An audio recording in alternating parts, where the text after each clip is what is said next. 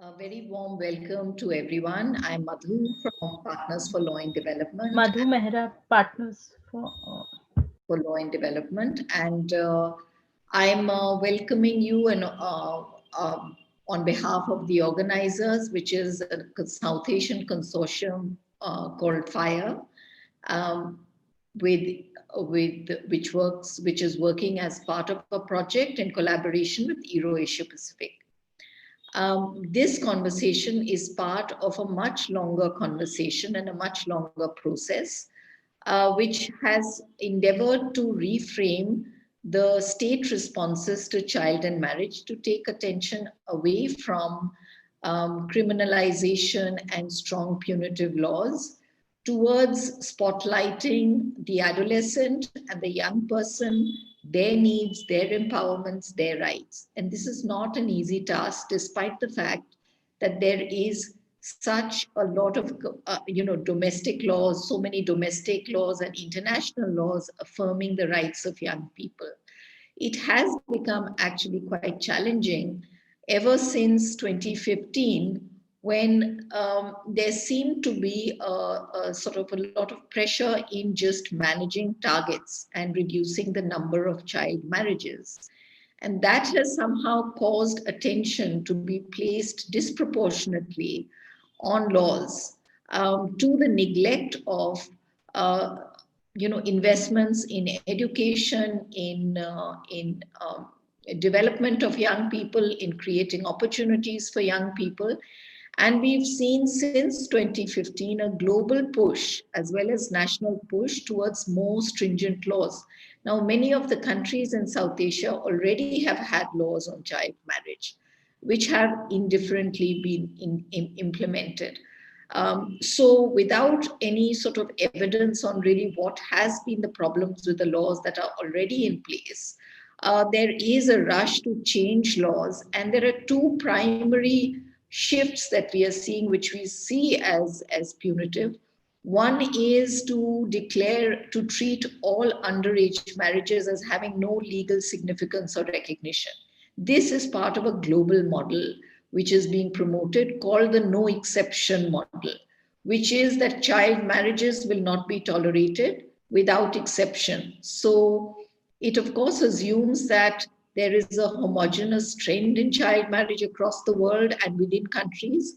And that's something that we will, the panelists will probably tell us much more about, whether what they see in their countries is homogeneous, uniform, or is there a diversity, and what might the drivers be. The second trend that we are seeing is in countries like, say, Nepal and now India, the proposal is being made to increase the minimum age of marriage well into adulthood. So 18, which is the global minimum age, is now being altered to 20, and the proposal in India is to make it 21. So the conversation from minimum age has somehow merged with the ideal age or a better age and so on. So it's a very sort of complex arena. And therefore, what we have done both in our countries nationally as well as regionally as FIRE has been to look at the laws critically and to see how these are working, how these are impacting young people, which gives a fair idea on how they might impact people when they are much more punitive and stronger. And Nepal has an example there that where it is a no exception legal framework now, with all underage marriages being criminalized and the age being minimum age being 20. There's Karnataka in India, which also has that model. So we will look at that. But we also want this conversation to take us forward in terms of telling us what then should we be doing if we are opposing these strong laws, if we are opposing even an over reliance on law, which we are, which is what it seems in the global discourse. Then really, what is it that we want? What is the way forward? And I would, all the panelists are going to speak to this. So we've divided the discussion into two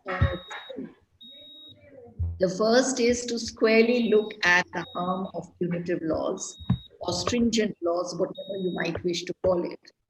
And the second panel looks at the intersections, because child marriage is as an only isolated problem.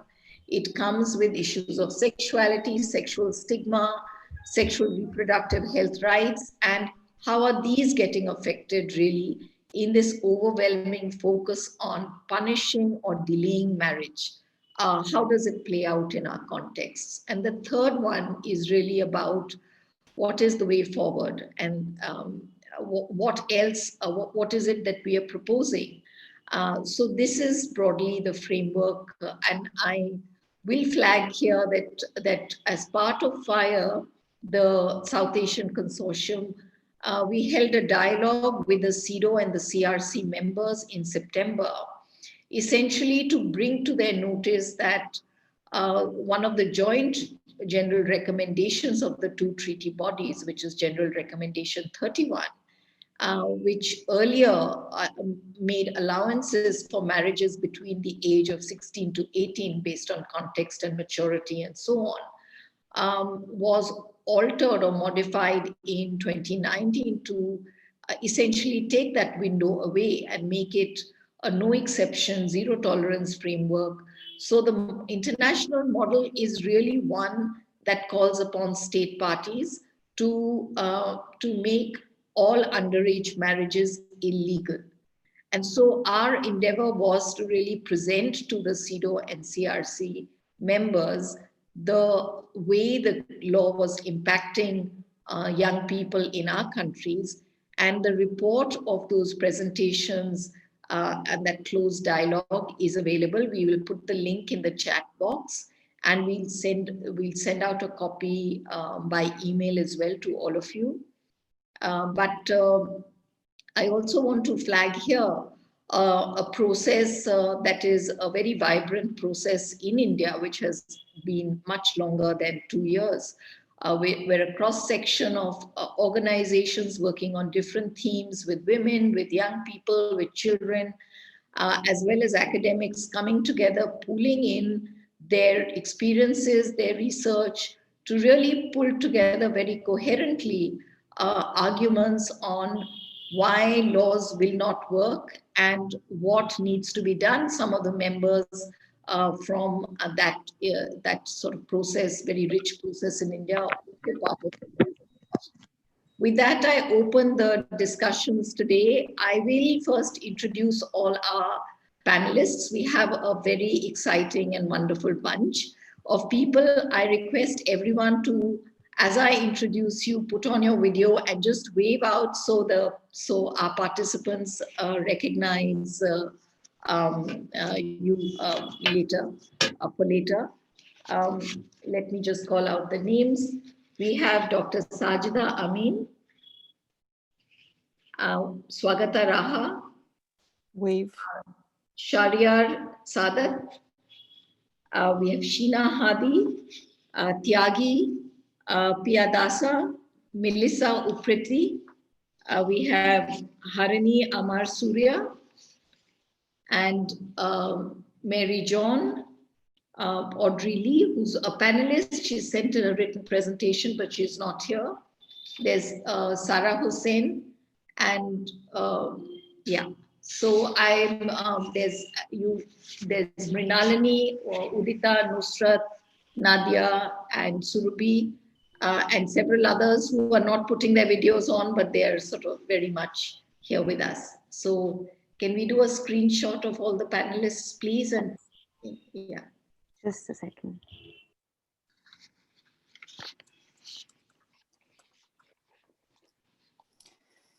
Can we just have all of our colleagues who are here putting their videos on too, so we just get everyone after this? Thanks. Yeah. Thank you. So I'll begin the first session now. The first session, as I said, is on looking at the law, challenging its predominance in the entire, struggle to address child and early marriage, and foregrounding the unintended harm. Um, in that, the first panelist is Swagata Raha. She is the head of restorative practices at the Enfold Proactive Health Trust in Karnataka. She is a member of the National Coalition advocating for adolescent concerns in India. Swagata, over to you. Thank you so much, Madhu, and to the FIRE Consortium for hosting this discussion, which is very timely. I'll dive straight in. In the context of child marriage in India, we cannot see the law on child marriage in isolation. It works in tandem with the Protection of Children from Sexual Offences Act, also known as the POCSO Act. And under this act, the age of consent is stated to be 18 years without any exception. Marriage is, in fact, an aggravating ground for penetrative sexual assault under the POCSO Act. And aggravated penetrative sexual assault is punishable with a minimum of 20 years imprisonment, So which can I can now request you, extend to life could you imprisonment. slow down? Because they're translators. It's impossible for them to translate this. Sure, sure. Sorry, Sarah. Yeah. So if one looks at the punishment that is prescribed for aggravated penetrative sexual assault, keeping in mind the fact that marriage is also an aggravating ground, it's as high as death. It can also extend to life imprisonment, which means till the remainder of a person's natural life. So that's the context in which we need to look at child marriage when it interacts with the law, which is aimed at protecting children from sexual offenses. So while the objectives may be salutary, the objective is to protect children from sexual offenses, encourage reporting of offenses, or prevent early or forced marriages. The consequence is that it is criminalizing any form of sexual activity among adolescents. There are various studies that have been done in India on the implementation of the law relating to sexual offenses. And what we find based on those studies is that at least 20% of decided cases are of the kind where the victim is either married to the accused willingly, or she admits to being in a consensual relationship with the accused. There are reasons to believe that the actual number of cases being reported to the police are much higher. Without any surprise, majority of the informants in these cases are parents of the girl.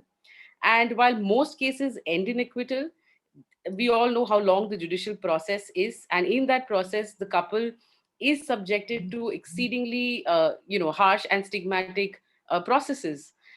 It's very rare for a person to get convicted under these provisions with respect to consensual cases.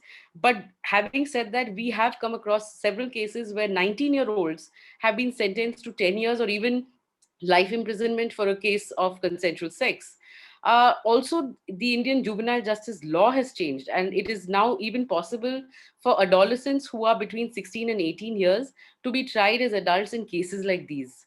So, what we have is a system that treats girls as victims. We consider them incapable of agency, maturity, or understanding.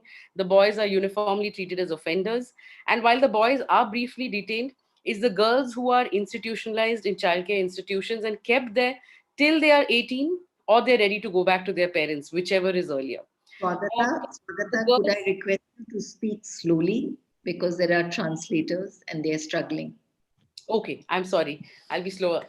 So what we have is a situation where the girls are languishing in these institutions. The focus is only on convincing them to return to their families. And one can imagine what happens when somebody is in an institutional space, education is disrupted, they're isolated from their families and their partners, they face harsh judgment. There's also a huge health implication, especially when the girls are pregnant and in an institutional setting like that. So the only solution that the system seems to have to cases like this, which is similar to what most of the families seem to be adopting as well, is to lock the girls up. So somewhere there is this understanding that if we lock them up, that's in their best interest, and that's going to protect them from an early pregnancy or a marriage. So the question really to ask is, who is this law serving? Are we really protecting our children based on these laws? And PLD, in fact, Madhu is a part of PLD. PLD has done a study which tells us that the law on child marriage is used twice as much against elopements or self-arranged marriages as compared to arranged marriages. What is also concerning is that apart from the control that these laws have given to families, it's also handed this control to the community through a mandatory reporting provision, as per which anybody who has knowledge about the commission of an offense has to report to the police. So imagine if there is an adolescent girl, married or unmarried, pregnant, seeking an abortion. If she walks into a clinic, the doctor is bound to report. So while the objectives of these laws may also be to ensure that in terms of maternal health indicators, India's position improves, with laws like this, we are pushing children and adolescents towards unsafe abortions. We also need to critically look at the CRC committee's jurisprudence on this, something that Madhu also mentioned earlier. Because with respect to India, they recommended that India have provisions on mandatory reporting for sexual abuse. And in the same breath, they've also said that you need to ensure confidential access to sexual and reproductive health services. So, how do both interact with each other? It's impossible to have confidential access to services when somebody is meant to report any form of sexual activity among adolescents. So, this is the backdrop in which now we're looking at government plans to increase the age of marriage from 18 to 21, and also considering replicating the Karnataka model that Madhu mentioned of declaring all marriages void ab initio. So, what happens when we do both of this in a climate where the laws are already pitted against adolescents? The automatic invalidation of the child marriage is invariably going to impact the girl disproportionately.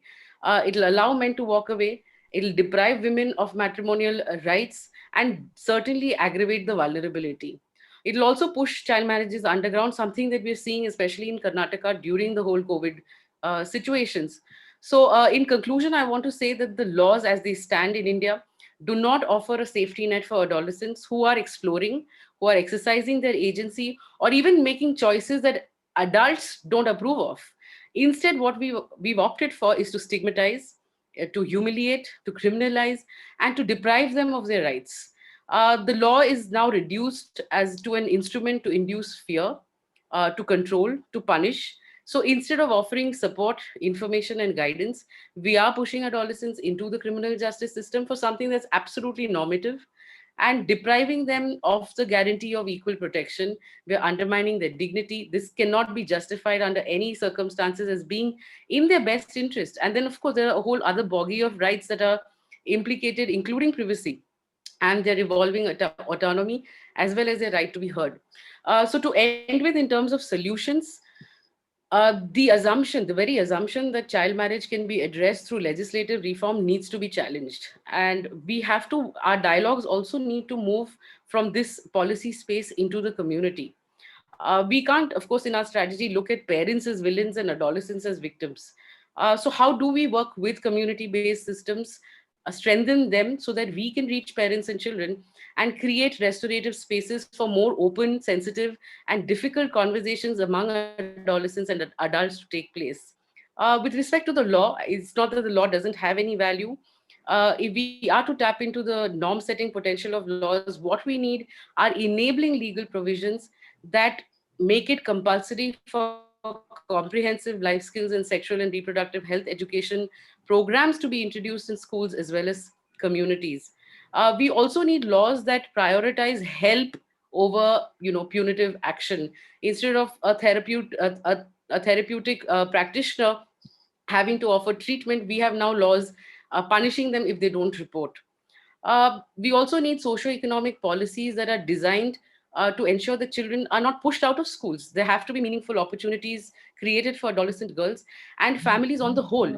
Because of the economic shocks that have been caused by COVID-19, it will be no surprise that our, adolescents are going to be more vulnerable. And finally, finally, we need evidence-based studies to document the kind of impact these laws are having on children, on adolescents, be it the age of consent, mandatory reporting, and the intersection of these two with the law on child marriage. And at the international level as well, it's important to draw attention to the very real and discriminatory impact of seemingly progressive recommendations, as well as the need to consider the evolving capacity and the right to be heard of adolescents while framing norms on early child marriage. Thank you.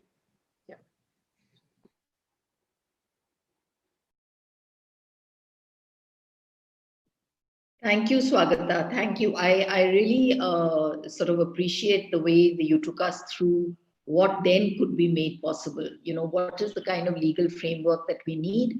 And also that call from shifting from the normative to the community. Can we move from policy making to the community and invest in the community and creating safe spaces and change within? So our next panelist is going to be Shahriar Sadat. Shahriar is currently the head of Human Rights and Legal Aid Services at BRAC in Bangladesh. He's an advocate of the Supreme Court of Bangladesh and an accredited mediator and a master trainer on mediation. Shahriar, look forward to your presentation. The floor is yours. Thank you. I just go straight into the topic. I want to talk about the law which is guiding the in our country is the Child Marriage Restraint Act 2017. Interestingly, this act has an exception. Unlike other countries, the Section 19 of the Act allows those who are below 18 to be married if there are two conditions fulfilled. That if the court agrees, court gives a permission, and if the parents also consents to that marriage. And with these two conditions, and the court will have to justify that the marriage is taking place to the best interest of the child. So this best interest clause is actually not clear. What is the best interest? Although the Act says that there are other things that if the girl is a victim of rape, or if she was kidnapped, then that cannot be a justification for the marriage. Now, very interestingly, in our country, the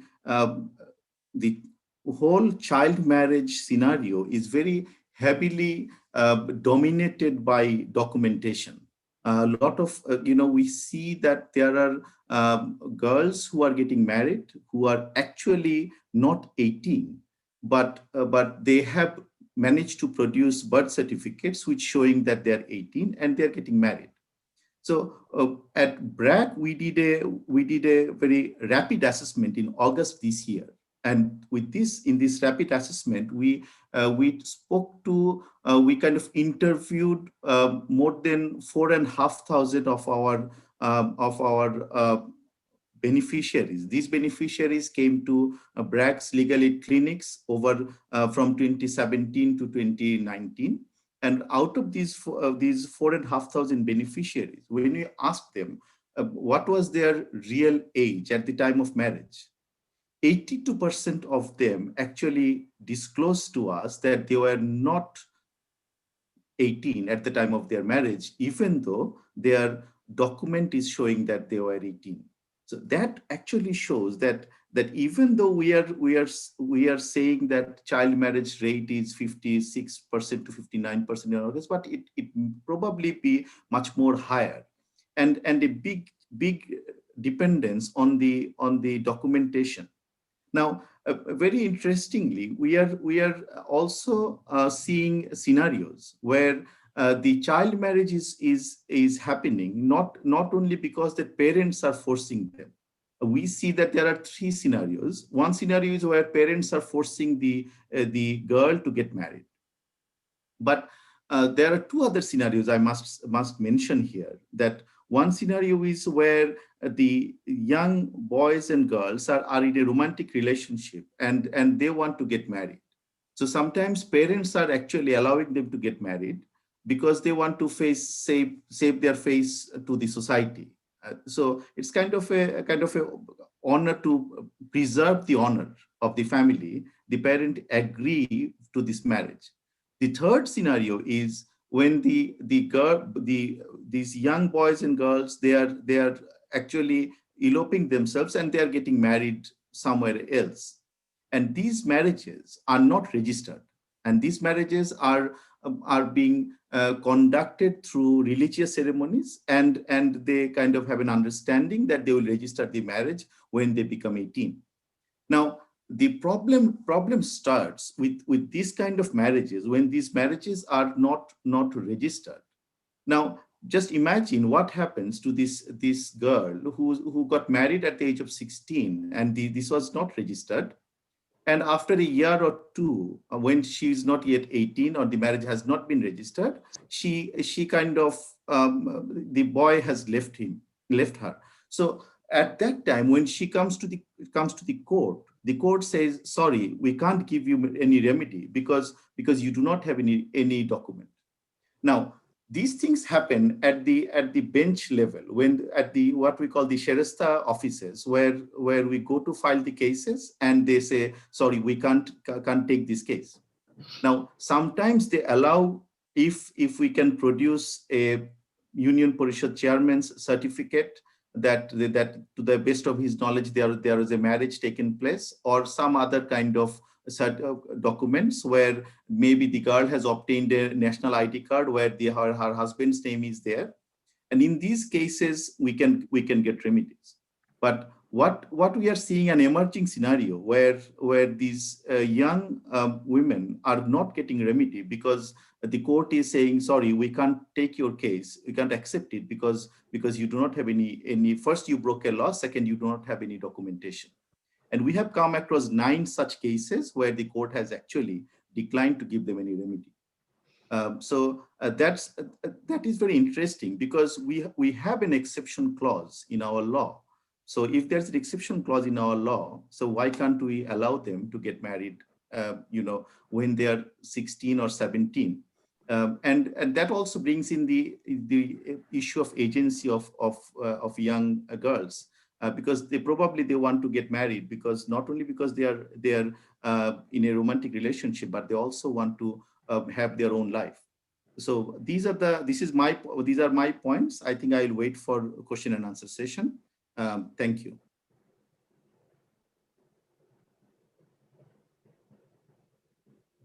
Right. Thank you, Shahriar. I think the point you make is that when you have a strict law, people find a way to get around it in terms of creating false certificates, but also that the law will not help, people will get caught up in technicalities and will not help girls because the marriage is not registered. So, if this is sort of the legal understanding or the legislative understanding of how you treat a victim, it certainly it shows just another facet of how these laws end up victimizing the very people who they're meant to support. We now move to Dr. Sajeda Amin.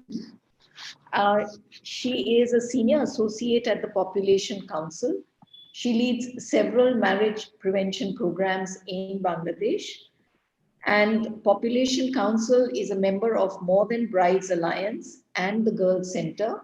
Sajeda has worked at a global level, and so from her vantage point, she can see how these laws, these no exception laws, are playing out in other parts of the world, and will hopefully give us an insight into outside of South Asia, how is the experience of using strong laws, in addition to drawing from her work from Bangladesh. Dr. Sajeda, over to you. Thank you so much, Madhu. This is a fascinating session already. I'm learning a lot. I'm going to step back a little bit from specific context to remind ourselves and to articulate what I see as basic values that should be driving any effort to address child marriage, which is understandably perceived as a major social problem. This recent movement of child marriage has very much started very much about ensuring better child rights, but it seems to have at least a lot of the local level mobilization on this seems to have then gone on to being an end in itself, ending child marriage being an end in itself rather than a means to an end of improving well-being of girls in particular. And we see that playing out so differently in India and Bangladesh, according to the previous speakers. So I want to kind of center the discussion back onto this whole question of well-being. The other value that I think is very important in all of these programmings is to, especially when it comes to enforcing through law and policing, is the basic value of do no harm. And we seem to have lost track of that as well. In our work, I'm not a lawyer. I'm in the I'm a social science researcher, but we've done a lot of studies trying to understand what kind of interventions affect girls, improve their well-being. And we've focused on this whole question of creating better alternatives, because we start with the observation and the premise that parents and girls enter marriage, whether out of the girl's volition or in arranged marriages, because they see marriage as a child marriage as the best option. And I think the law has played a role in kind of trying to address that phenomena, which is very prevalent in Bangladesh and seems to be unchanging, for instance, is changing in India quite a bit. But globally, sort of, why does the practice persist? And how do you go about changing the community environment or the individual's options to create better options? We've heard about many instances, many ways in which the application of laws, the word, according to the word, and the practice of law in terms of the emphasis on prosecution and criminalization has generated very harmful effects, and sort of by any standard, not by some abstract standard. Basically, in Bangladesh, we know every discussion on child marriage, if it is initiated by this perspective on how can we create better laws, ends up devolving into a discussion about prosecutions and how it will be implemented. In communities, that's how the local government has mobilized around child marriage through child protection committees, etc. And it also becomes essentially about how it's going to play out in the courts. And that, quite apart from being an impossible way of addressing the scale of child marriage problem, is often doesn't work, as we have heard, and often reduces well-being in other ways. One thing Shahariar mentioned, and I've seen it in many other contexts as well, is in effect, the articulation of laws, the implementation of laws, making child marriages void or illegal, essentially drives the practice underground. So one common response is to delay the registry of marriages, which in many contexts is universal, as a response to the criminalization. And we've seen general trends in Bangladesh and elsewhere of there are fewer marriages that are registered, which a registry is usually protective. It has its own consequences, as you've heard Shahariar say. And then in settings such as Malawi or Uganda or Ethiopia, in Malawi, where the whole adoption of new laws, either higher ages of child marriage and criminalization and the voiding of underage marriages, has led to an interesting evolution of completely new practices. So in Malawi, where we are working under MTBA, there has emerged a practice called marriage withdrawal, which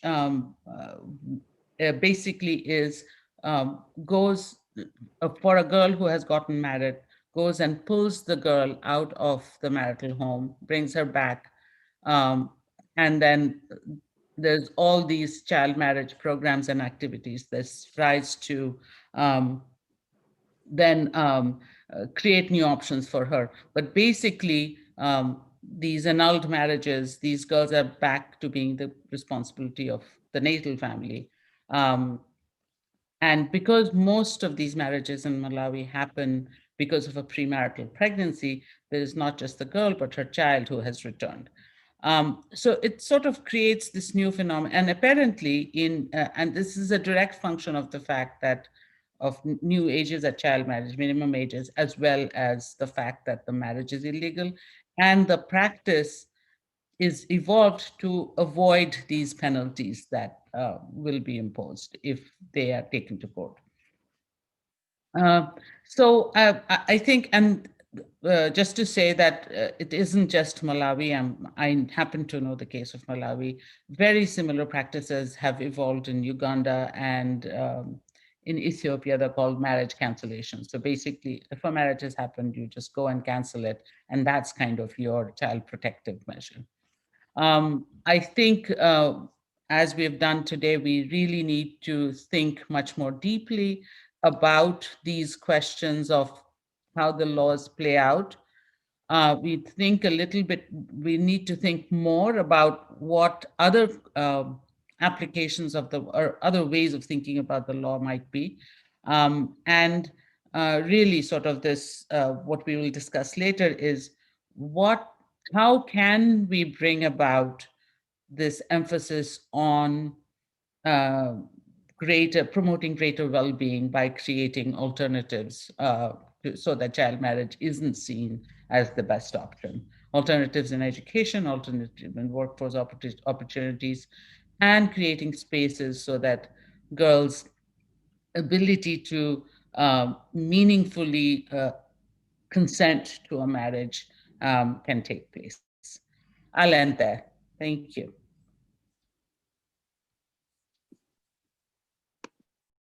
Thank you, Sajeda. I think that was an important shift. That how do we move from just delaying and avoiding marriages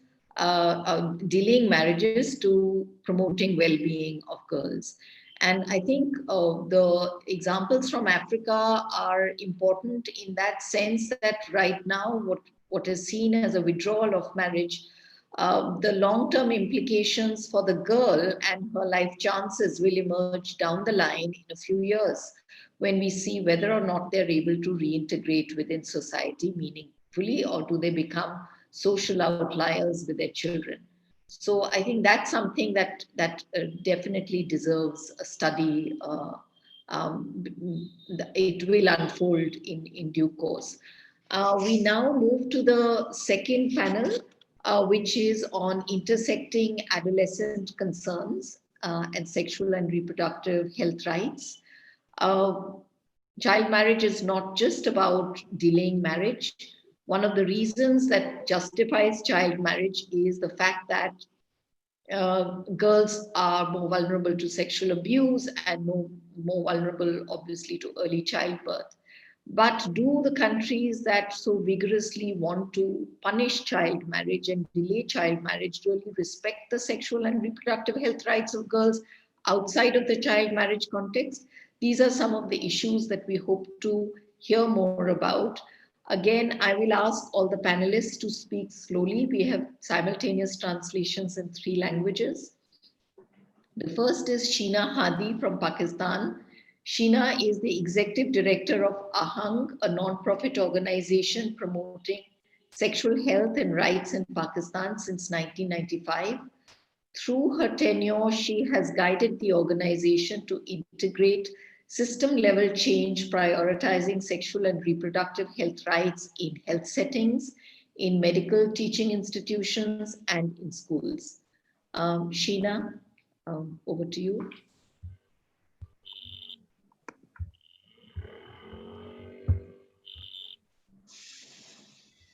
Hello, everyone. Thank you for having me today. And I'm also just going to jump right in. I am talking about the interplay of child early and forced marriage and union laws and adolescence in the Pakistani context specifically, to shed a little bit more light on what the practical implication of these laws is. So there are a few points about the existing law which I want to highlight, which will help in understanding the existing scenario and the potential for the contradictions that are laid out by the law. Firstly, adultery and zina, which is defined as sex outside of marriage, are both prohibited by the law. Zina has punishment with prison sentences. And up until fairly recently in Pakistan, zina and zina bil jabr, which is rape, were both categorized as requiring the same evidence, which was 4 male pious witnesses who witnessed the act. And the reason I'm bringing that up, even though it's not directly related to CEFMU, is because it quite bleakly portrays how the law lacks nuance and context when it concerns sexuality, sexual rights, and violence within the country.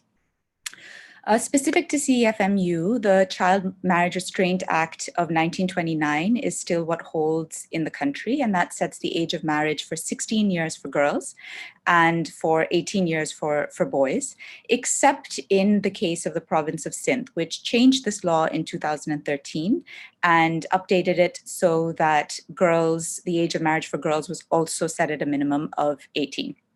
However, there is an interplay of Islamic family law, Sharia law, at the same time, and this is used quite frequently in lower courts, and it is influenced by the Council of Islamic Ideology, which is a group of religious scholars. It's not a state institution or in any way a democratic institution. It is a group of scholars who influence law through their opinion, essentially. And this law states that puberty is the acceptable age of marriage for girls and boys, actually.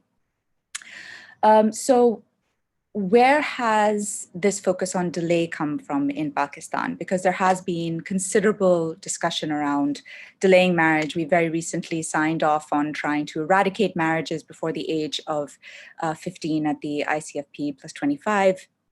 Well, firstly, lawmakers are largely older men in this country, and they continue to approach many of the problems that deal with women's development through a paternalistic lens, and that focuses almost solely on protection. CEFMU has remained a very political issue in the country, and the state that has been very slow, the state itself has been very slow to take on those political battles and discuss the actual consideration of the autonomy of girls. There's also, influencers are often those that focus solely on the negative health outcomes of early age marriage and more so on early age than forced, I will say.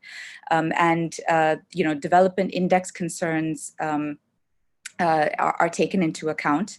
But why that's so important is because often there are quotations around health indicators and infant mortality indicators. However, it's really not discussed that that a malnourished or anemic girl at the age of 16 or 17 and a malnourished anemic woman at the age of 24 will still have considerable challenges in their fertility and pregnancy, etc. So I think this is an argument that needs to be challenged, particularly with the case of adolescent girls. And then again, we have to also consider that influence comes from what is expected at the global level and through funders. And Pakistan has a strong history of signing on to many of the global, documents, UN documents, etc., around women and girls, but does little in terms of implementation. So what does this really mean for adolescent girls in the country? Well, the law is largely silent on the validity of underage marriages and the rights of girls in such marriages, and this is showcased in many ways. Girls, for example, can repudiate marriages before they reach the age of 18, only if it is not consummated. And we have to also bear in mind that divorce continues to be highly stigmatized socially in Pakistan. The consent of the girl is not held up as a requirement or given much importance in courts. And additionally, there are a number of loopholes in the law that create provisions for the law to be used against girls who are actually marrying out of free will. And often the cases that we have seen are girls who are running away from forced marriages that their families are pushing on them to marry of their own choice. And then the law is used against them to block the marriage. So essentially, the law seeks to prevent child marriages while legalizing female sexuality only and strictly within the parameters of the law. And what we've seen in most circumstances where law is being used as a band-aid rather than really investments being made in protecting and upholding the rights of girls, including their dignity, their agency, their choice, we are not really seeing much success in Pakistan as in other cases globally as well. Further to that, I don't want to go into too much detail around the law because we have talked about complications in implementation of the law. But what I do want to highlight is that when these laws are created, there's often a clear recognition that the implementation is not really going to be possible because we have, for example, very low birth registration in the country, so we don't actually know how old girls are. So changing the age from 16 to 18 really doesn't amount to any real considerable change at the community level.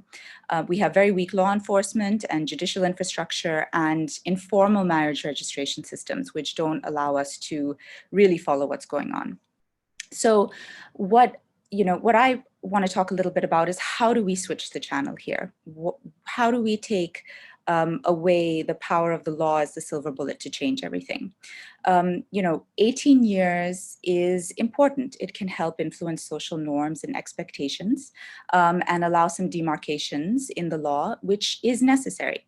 But the current state of the law, as mentioned, is lacking, and it's not going to solve the problems that we have in front of us. Particularly right now, this is an important discussion in Pakistan because the law is being called on more and more and more and harsher and more punitive laws to deal with violence against women. And many people might have been following that, senior government officials have recently quoted that chemical castration is going to be one of the keys to stopping rape in this country, for example. So what do we need? First, we need data. We know that the age of marriage is slowly going up, but we don't know. And we know that there's a significant rural-urban divide in this. We also know there's a geographical divide. However, we don't really know why. And, very often I hear people quoting communications and technology, but we don't really have the data to understand what's going on and what is influencing families and girls. And we need to hear that, particularly coming back from girls, who are often not consulted as stakeholders in these conversations. And then, as many others have said, and I'm sure will continue to say, we really need to focus on agency and not age alone. And in this, we need 1 minute. holistic and better quality welfare systems. We need to stop looking just at protection and look at prevention as a focus rather than again, that paternalistic view on prevention. And as many others have already stated, we really need to focus on education. And in that, comprehensive sexuality education, life skills-based education, because that's key to prevention. We need to keep the community awareness and dialogue going, as we know that there is a ripple effect from that, and stronger sexual and reproductive health and rights services that don't stigmatize young people. So these are all key places that we can start to invest. And I think that the investment is more challenging and it's a longer road to take, which is why we often just want to move to the laws and the policies. But this is what we know works. And these are the ingredients that are going to get us to a place where girls have that agency to make the choices they need to. So I'm going to end there. Thank you. Thank you, Sheena. Without much ado, I'm going to call Thiagi Piyadasa. Thiagi is a lawyer, a researcher, and a gender practitioner in the development sector in Sri Lanka. Her legal practice focuses on civil, family, and constitutional law and public law. As in the FIRE consortium, Thiagi represents the Social Scientists Association, SSA, in Sri Lanka, which is widely recognized for its research on ethnicity, political economy, and several other issues, which we're going to post in the chat box. Thiagi, over to you. Thanks, Madhu. Can I be heard clearly? Yes, Yes. go ahead. Yes, great, thanks. Okay, good evening, everyone. So Sri Lanka's response to child and underage marriage in part stems from a desire to promote sexual and reproductive health for girls and young women. So therefore, it is pertinent to consider how the state facilitates autonomy and informed decision for girls in relation to SRHR. So I will touch very briefly on some positive aspects in Sri Lanka, but also point out clear contradictions in state policy and practice that demonstrate how the state fails to act in the best interest of adolescents. For example, by failing to provide information through comprehensive reproductive health education, by promoting norm Thiagi, change. I'm so sorry if I could cut you off. Your audio's again going in and out. Can you please? Um,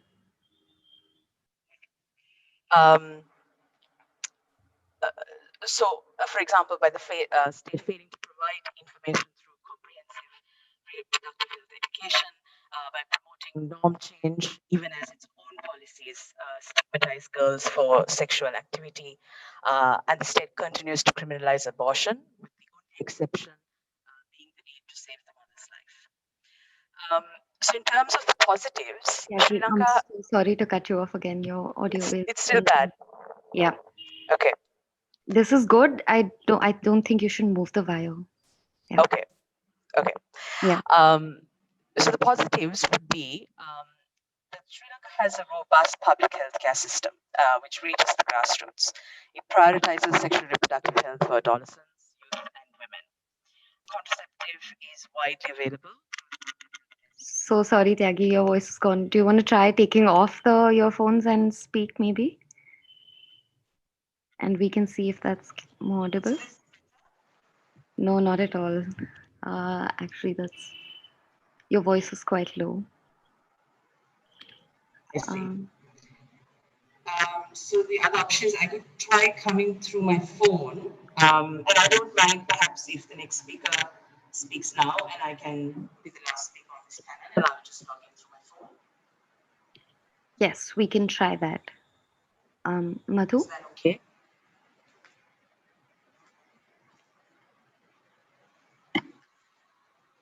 I will call the next speaker. Thiagi, why don't you simply check in through your phone and then maybe your voice will be much more clearer. In the meantime, we call Melissa Upreti, who is with us. Melissa is the vice chair of the UN Working Group on Discrimination Against Women and Girls. We are very glad to have her here at very short notice, I might say. She's a senior director of program and global advocacy at the Center for Women's Global Leadership at Rutgers University. She is a lawyer with the long record of human rights lawyering in Nepal. Melissa, over to you. Yeah. Thank you, Madhu. I hope you can hear me clearly.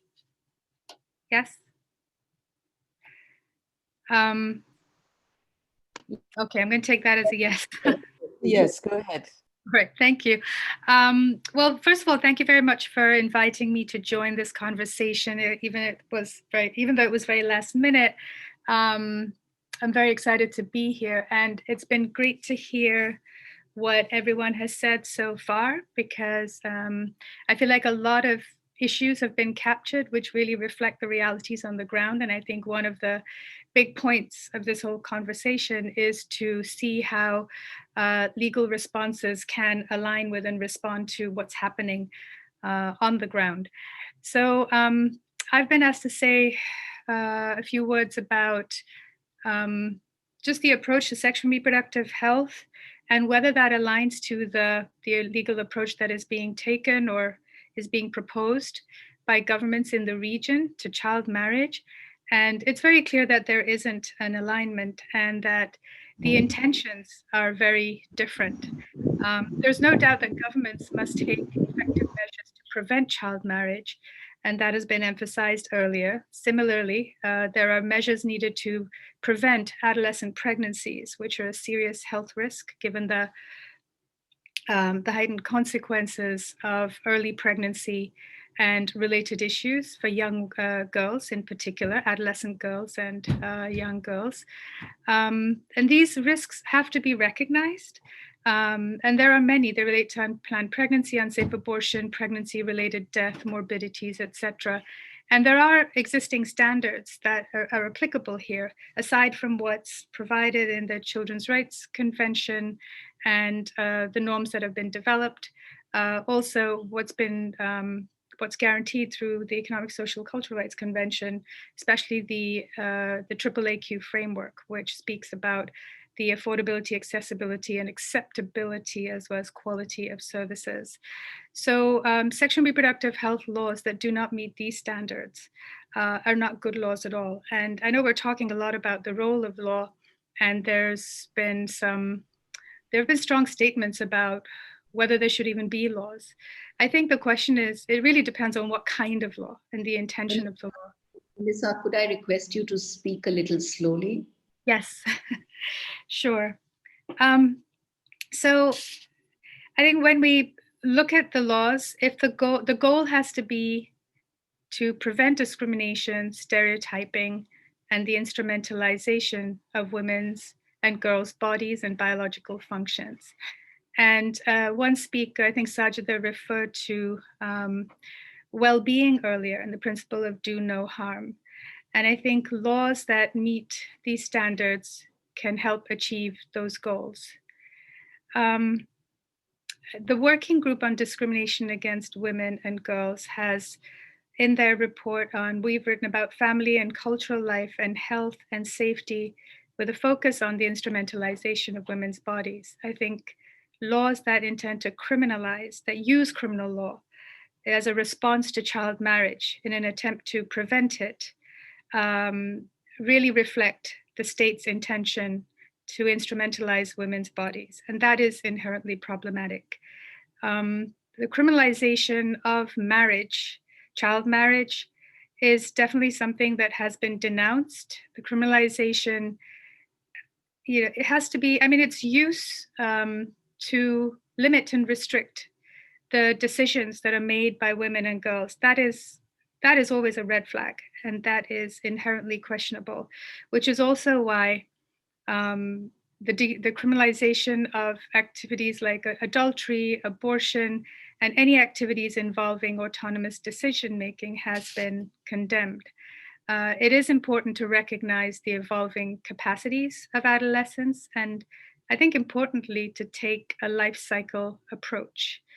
And it's clear that when states introduce restrictions, use the law to restrict reproductive rights, sexual and reproductive rights, or to ban sexual and reproductive rights, or to criminalize them, that none of these goals or standards are met, and they're completely contradictory to the kinds of values that we want to see guide legal frameworks. So we do indeed, I believe, need laws, but the question is what values, what goals are guiding those laws? I think in the larger context of authoritarianism, which we are seeing not only in the region, but globally, has really fueled regression and rollbacks. The dismissal of scientific evidence, even of evidence of what's happening to those who are targeted by these criminal laws, that kind of evidence is being dismissed, and we see it also in the realm of climate change. And what we're also seeing is the excessive politicization of these issues, which is also problematic. It's very clear that these types of laws are being guided by fundamentalism, or they're anchored in very fundamentalist ideologies, and that is happening globally. And there's a clear lack of focus on the causes. What's driving child marriage still? I think that is something that is not being adequately addressed. And we're being forced to sort of get bogged down in this whole discussion and debate about law, when in fact we should be using our energies to really look at, well, what are the drivers? What are the structural changes that are needed? What kinds of laws are needed to bring about those structural changes and even influence how resources are allocated and what governments invest in?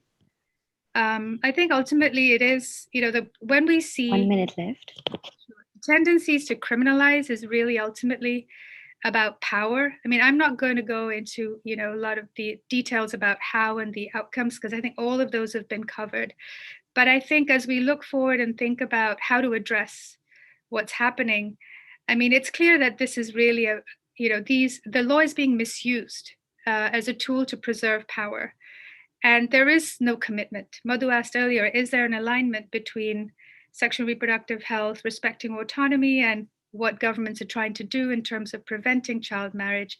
There is absolutely no commitment to addressing the real needs of women and girls, or to addressing their systemic disadvantage. And in fact, that is being deepened.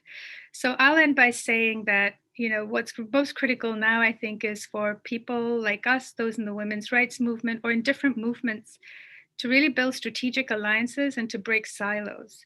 I think we need to really spend a lot of our energy on reframing the debate. It is definitely about education when you look at the drivers of child marriage or even elopements.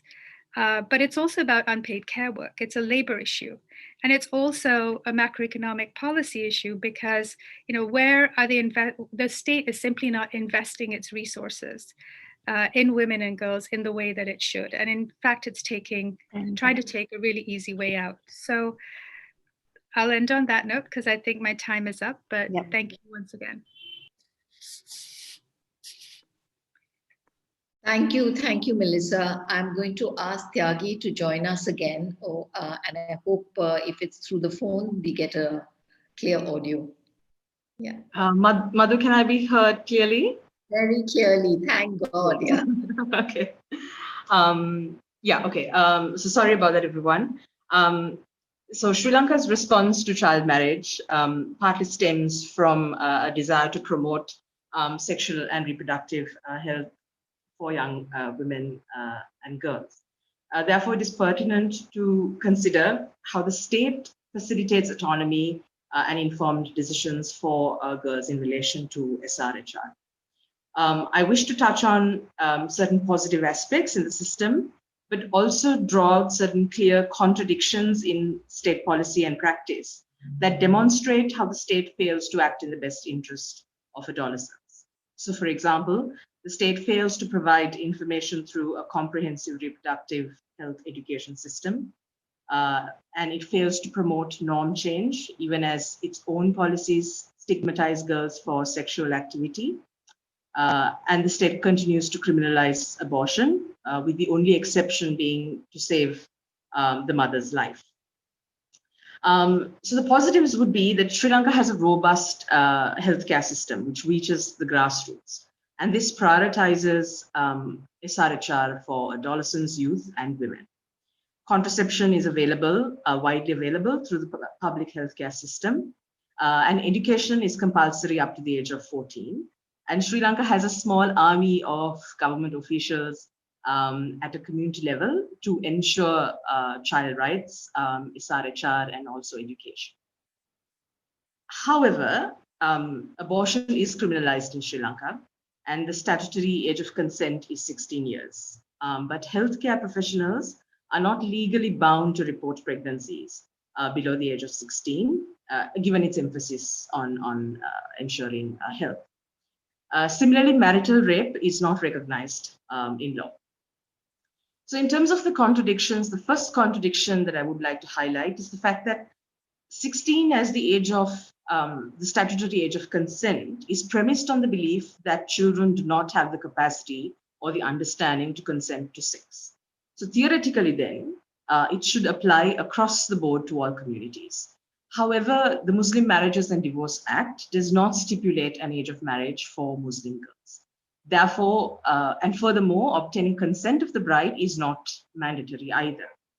This contradiction in law puts Muslim girls at risk and fails to recognize their bodily integrity and autonomy and agency to make decisions that affect their lives, especially even in terms of continuing their education. Secondly, research in Sri Lanka shows that young people are in fact very active, sexually very active at a young age. So some teachers report, school teachers report that this is as young as 10 years. Similarly, literature reveals that underage marriage is not restricted to marginalized communities alone, and nor is poverty the only reason for underage marriage. Now, while there are many reasons that contribute to early marriage, I wish to dwell here on Shahariar and state that despite this reality, in Sri Lanka, while children are taught the reproductive system, they are not taught about contraception. They're not taught about safe sex, safe choices, safe relationships, or where to access more information related to this. And teachers believe that providing this information will simply encourage sexual behavior. I wish to state that the failure to recognize that adolescents are sexually active and the failure to provide them with the information and services they require to make an informed and safe decision is the state failing to act in the best interest of the child, and in fact is putting them in harm's way. And comprehensive reproductive health education should be prioritized to reach those who have even dropped out of the formal education system, recognizing that the law alone cannot prevent unsafe choices or unsafe pregnancies. Thirdly, it is increasingly evident that the desire to maintain cultural and social norms trump the rights of the adolescent. So the burden of preserving any semblance of cultural propriety is placed on the girl child and the woman. And breaching such norms have grave consequences. So it is very common to see girls forced out of school if they are suspected to be in a sexual relationship. And the disruption of the girls' education is not really a concern of the state. It is common for schools to ignore court orders directing them to readmit a child. So it's always the rights of the majority of the students, always trumping the right of that one child's right to education who has seemingly gone astray.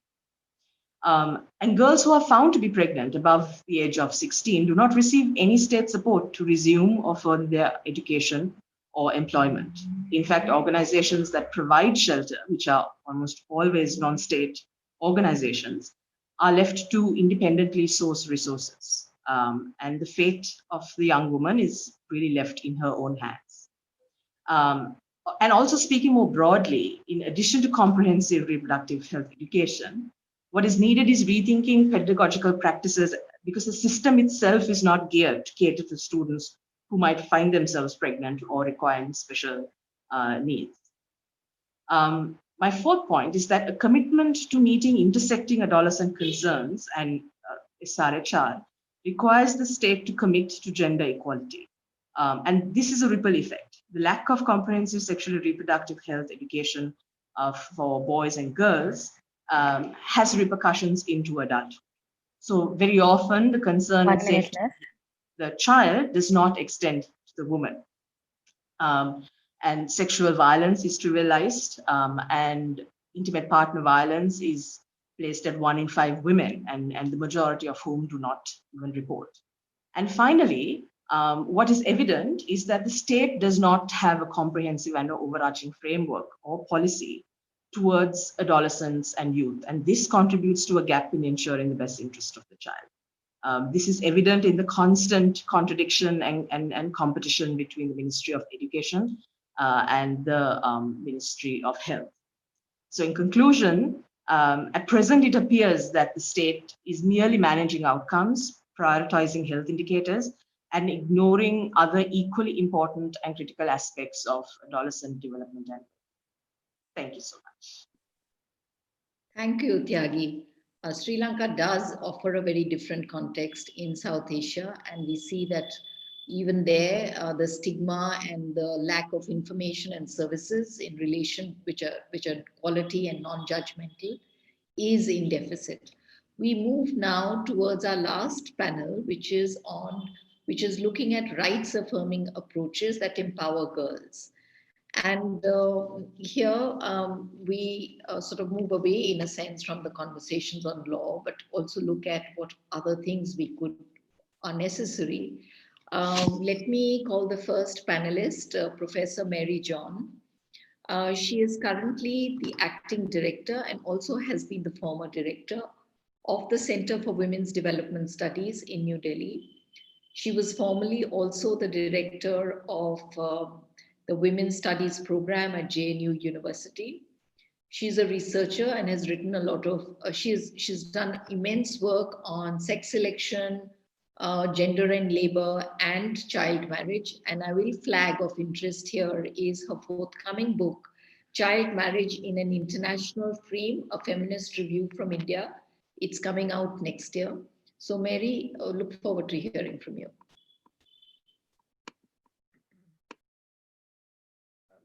Good evening.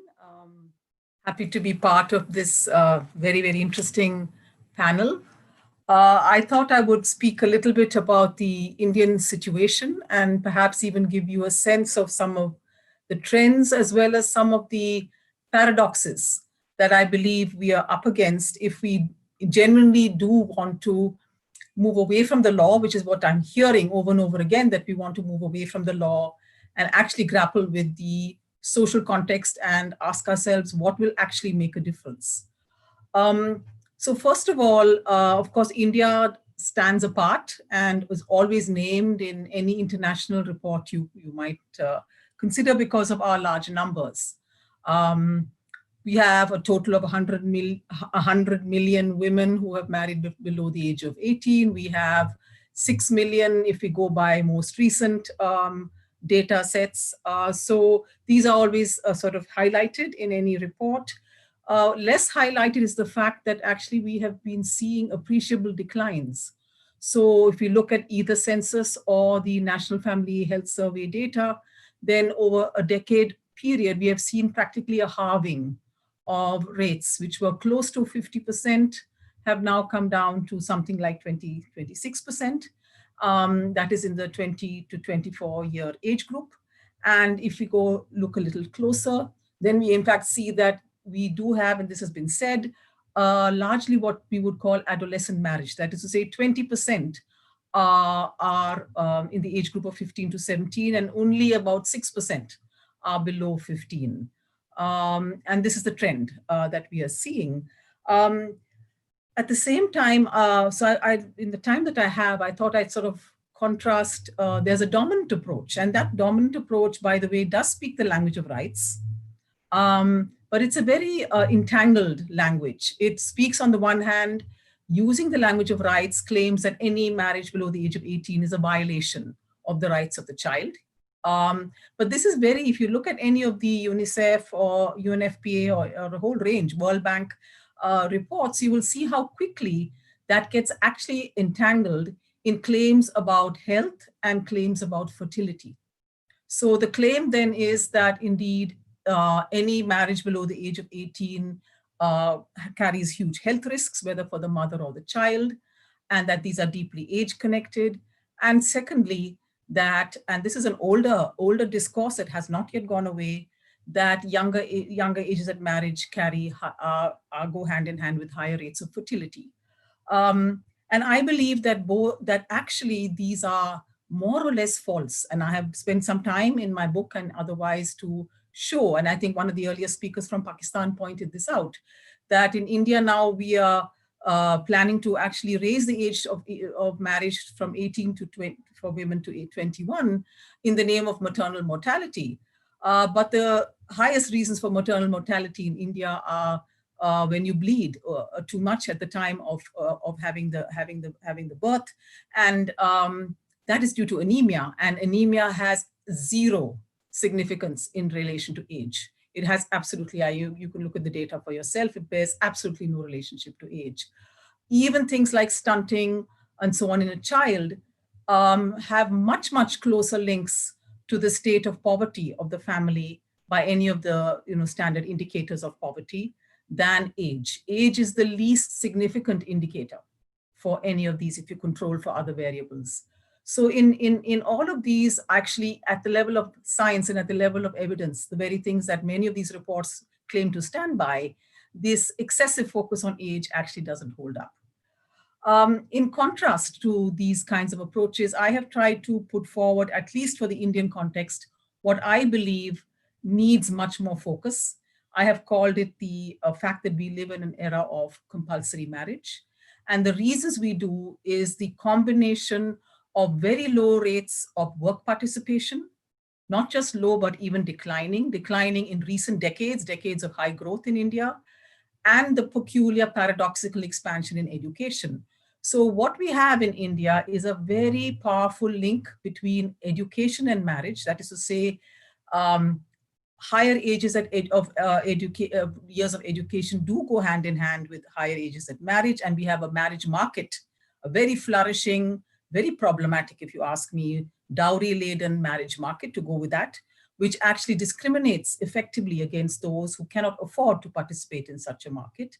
And side by side, we have the much more paradoxical fact that we have declining work participation rates, and moreover, that work continues to be connected to immiserization, to work out of necessity, and that large proportions of our better off women actually do not work in the technical, I'm now using the economic sense of the word. Of course, they're laboring in their homes, but are not engaged in employment for remuneration. And this is the paradox within which we actually need to grapple. This is what actually needs much, much more attention, is not getting the attention it deserves. And to my mind, the excessive focus our Indian government right now is placing on raising the age of marriage from 18 to 21 is a complete red herring, therefore. Because the remarkable thing is that this government is actually speaking the language of gender equality, is claiming that we need to have the same ages for men and women, 21 for both. We must not interfere in the career chances of women. I mean, we're not hearing Bharat Mata being sort of blasted from the rooftops here. We're really seeing a claim to modern values, and yet completely unsubstantiated by the evidence. There is nothing to say that a 21-year-old woman would therefore have better work opportunities, a better chance to actually take decisions in her own life.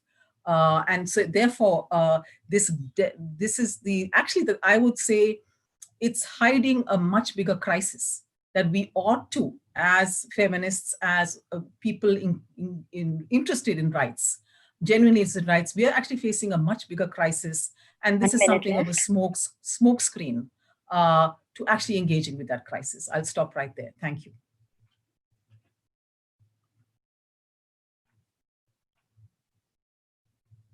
Thank you, Mary. And I think it would be, for those who are interested, we can circulate some of the submissions and memorandums produced by CSOs in India, in which a lot of the data and analysis that Mary has provided features.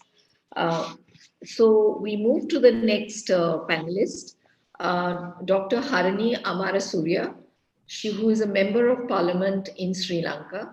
She also holds a PhD degree in social anthropology and was a senior lecturer at the Department of Social Studies at the Open University of Sri Lanka for many years prior to entering the Parliament in 2020. Her work includes research in the areas of youth unemployment, conflict, gender, early marriage, child protection, globalization, and development. Over to you, Harini.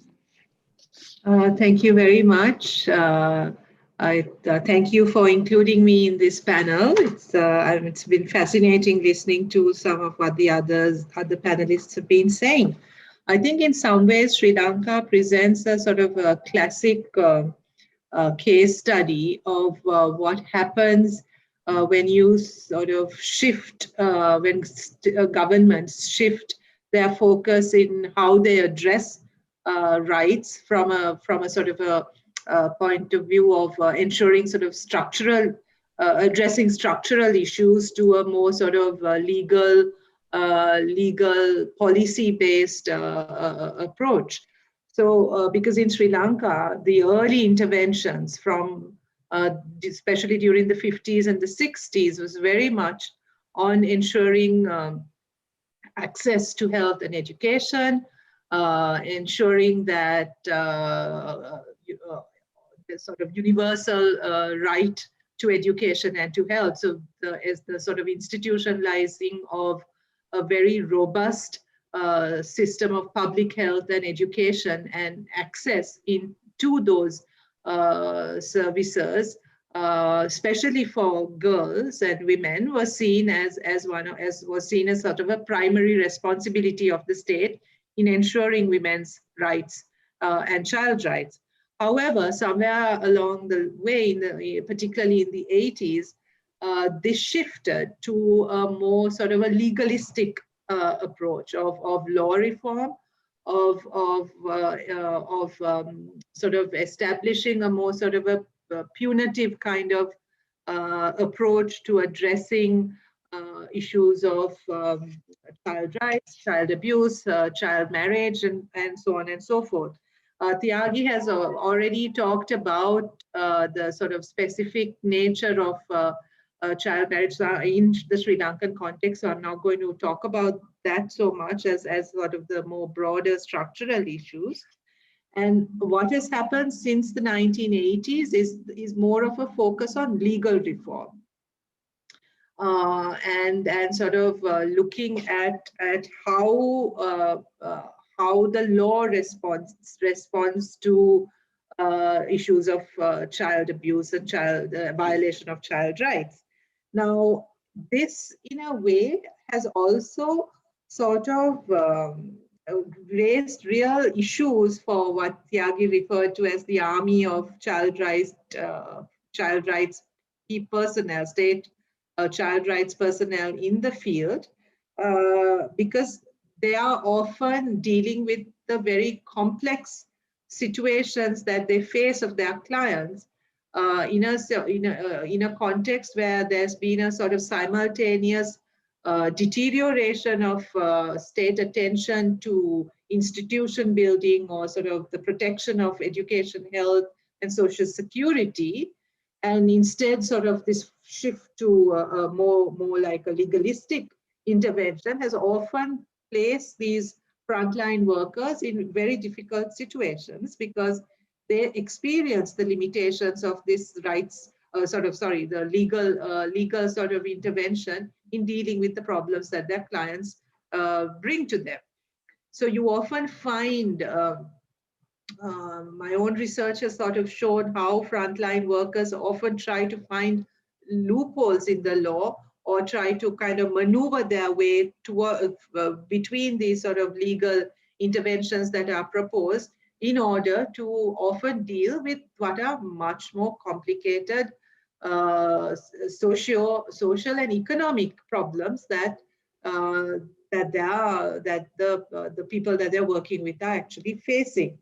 And I think this has further been complicated by the way in which especially issues like child marriage are sort of couched in a very sort of moralistic tone. So it's very much a kind of child abuse is the discourse is very much within a sort of a moral panic, right, of deteriorating cultural standards or the traditions, and how this is sort of the increase in incidents of child marriage, child abuse is indicative of a sort of a moral deterioration in society, requiring a very particular kind of intervention that is often very contrary to kind of the more feminist principles actually that inform the earlier sort of interventions.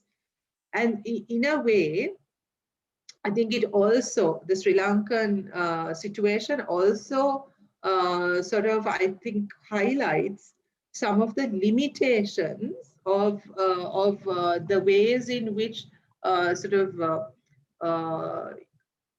UN approaches to addressing these issues, which are often sort of campaign type interventions, the limitations of that also in kind of really addressing the specificities of local context, right? So, for example, now child marriage in Sri Lanka is really is quite different to how child marriage is experienced in other parts of South Asia, right? For instance, yeah, thank you. This is often to do with sort of managing teenage sexual relationships, right? And young teenagers often being forced into formalizing their relationships in order to sort of make that relationship more respectable and more sort of acceptable to society. So it's so it's driven more by sort of cultural and sort of understandings of what a respectable or a good woman, good girl should be like, rather than any other kind of traditional concern with marriage or early marriage or childhood or children or anything like that. So primarily, I think what we are seeing in Sri Lanka is an issue of the deterioration of sort of the services, as well as an increase in sort of regressive kind of approach to gender and feminist principles, which is not really being addressed in this kind of legalistic intervention that has become common and dominant today, like in other parts of Asia as well. Thank you. Thank you. Thank you, Harini. We have our last panelist who is not here, but she sent a paper which I'm not going to read. We don't have the time. We will post the entire note she sent on the chat box. But I do want to introduce her and sort of convey the essence of what she's saying. This is Audrey Lee, who's a senior program manager at the Euro Asia Pacific, the facilitating partner in the FIRE consortium.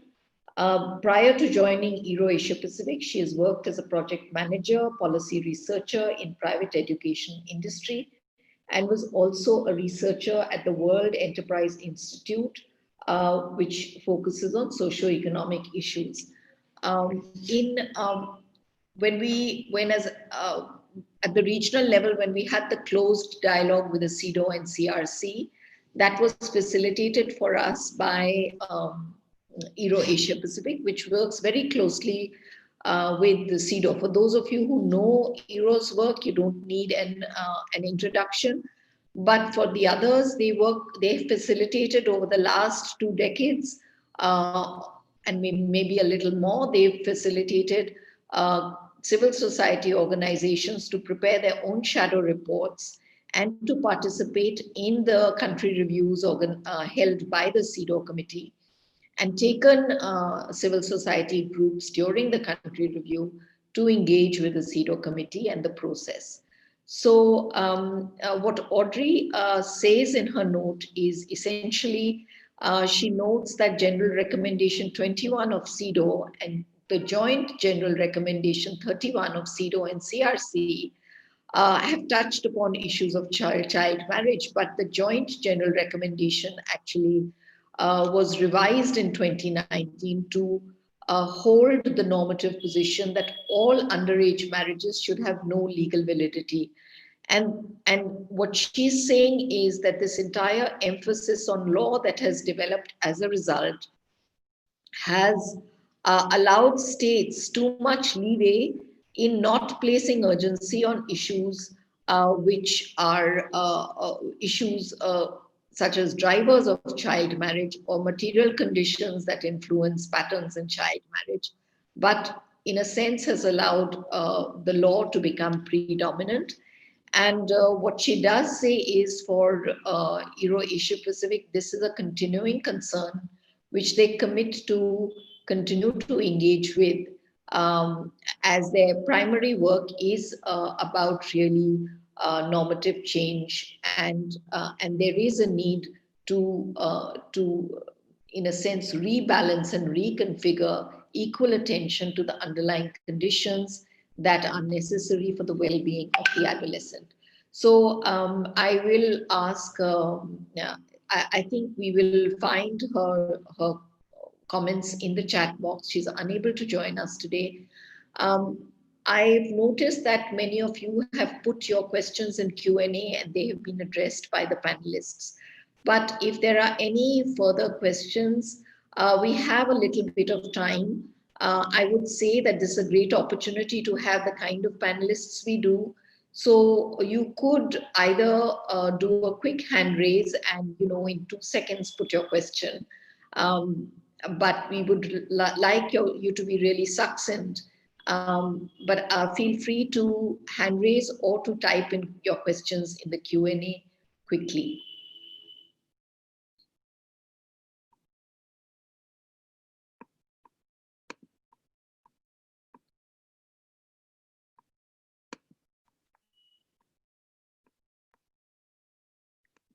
I don't see any hand raises, and perhaps the co-moderators can help me if they see any.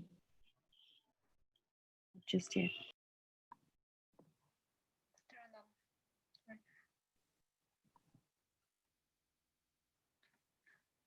I'll just check on Facebook if there are any questions. Yeah.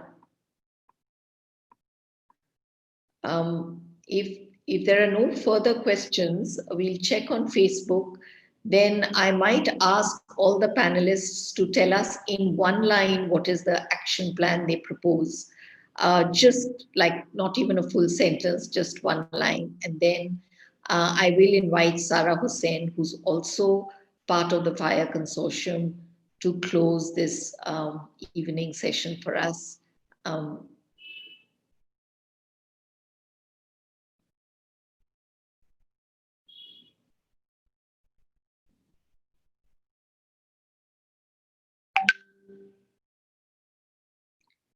Madhu, we still have quite a lot of time left, so yeah. Okay. No, in which case everyone can speak their one line fully, but I would still like us to know if there are any questions. I think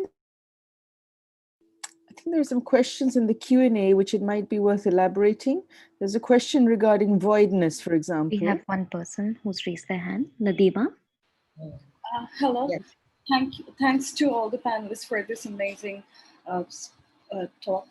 My question is that Bangladesh is one of the countries with one of the highest rate of child marriages, and we know that there are lots of awareness going on.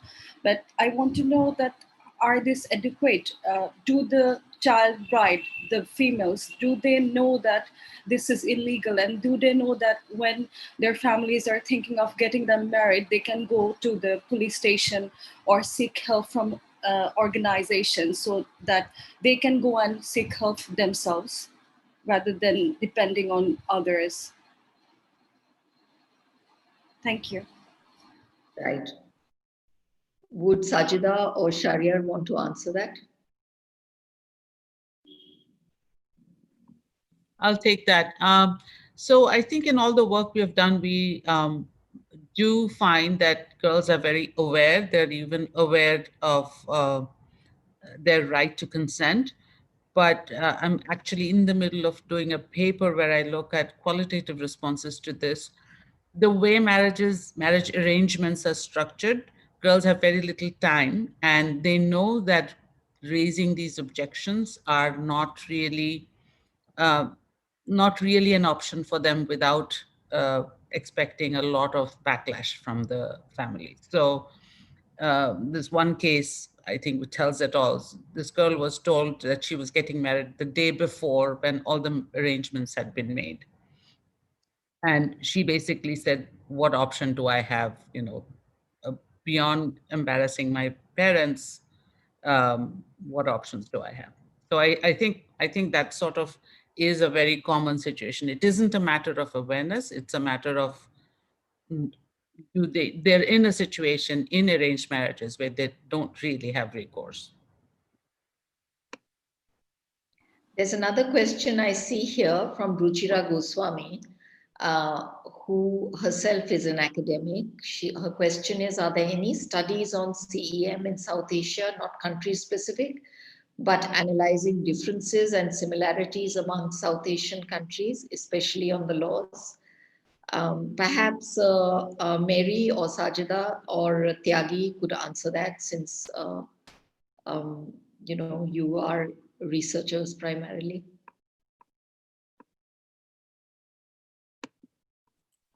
Mary, Well, could you? I'm not. I don't feel I'm the right person because I haven't looked at the laws in other parts of South Asia, and I even think that, and that's the actually I say that in my book, that we do need to. Of course, we should be working across our borders much more and come up with common agendas, but there are significant regional specificities that we need to understand better. I don't think even in India, we understand the regional patterns very well, nor do I feel that the activists on the ground have a good sense of what they're actually trying to struggle with beyond certain slogans like agency or age or whatever. And that much more research actually is needed in our spaces that could then connect with each other to figure out, because I think there are lots of paradoxes as well, as I've tried to say about the Indian context, which need a sense of our respective histories as well to come up with this idea that we could come up with a common agenda that crosses boundaries. I think even within India, we don't have that.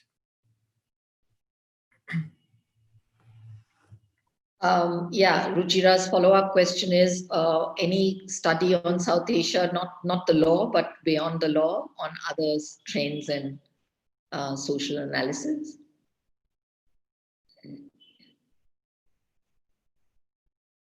So I think Ruchira, Mary's answer responds to both your questions, really. So We have two more raised hands. I'm going to let Pragya speak first, and then we have Ferdowsi. Yeah.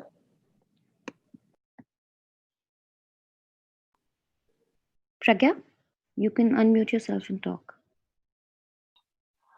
Okay, thanks. I'm Pragya, and predominantly in those regions of northern Gujarat and southern Rajasthan, where there is predominant tribal population, where you see that boys are of lower age and girls are of higher age.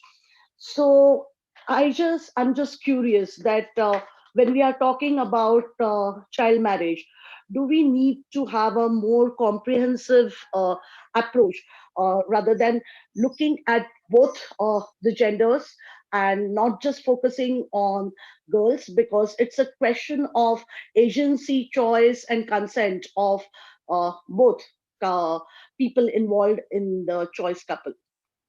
Yeah, thanks. Who would want to answer Pragya's question about, are we looking at both, or is it just a girl's question? I could respond to that. Yes, I think in many situations, it is obviously both. The reason that the boys tend to drop out is that their numbers are tiny.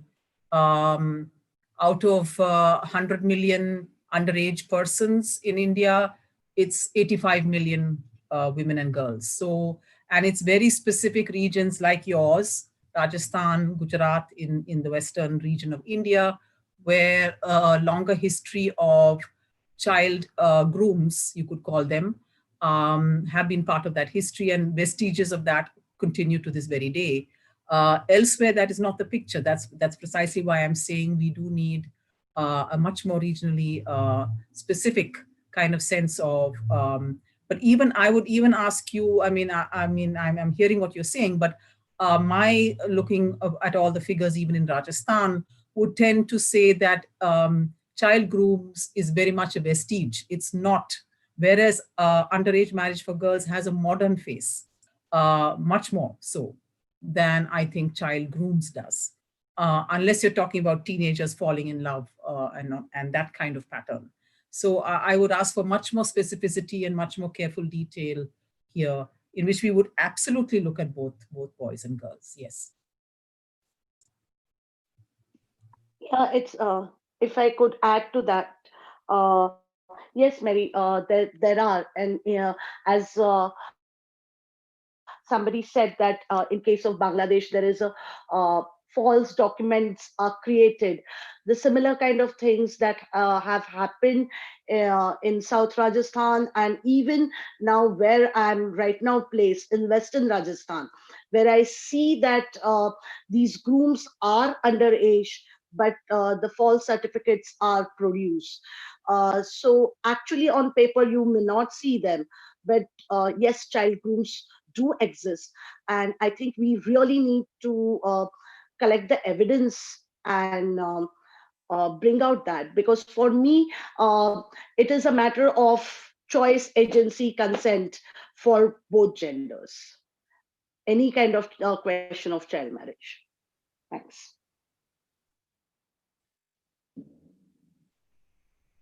Right. Can I respond to that, please, Madhu?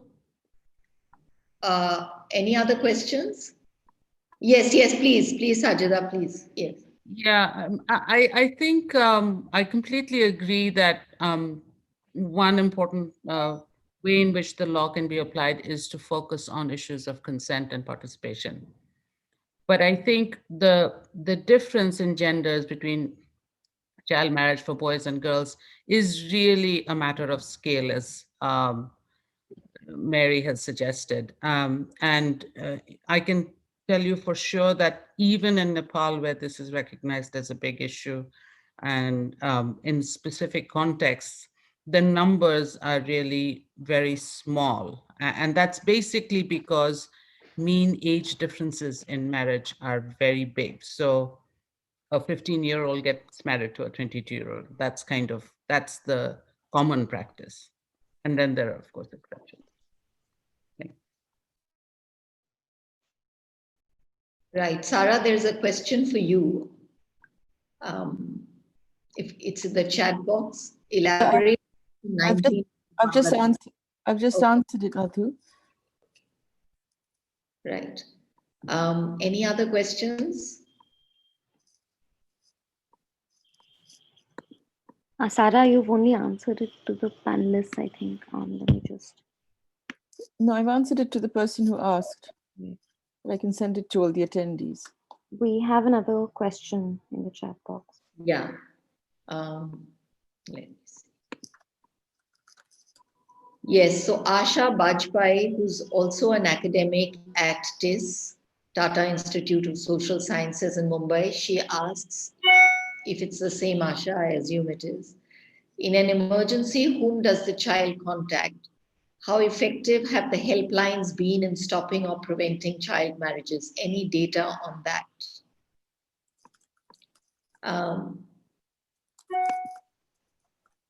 Perhaps I can jump in on that.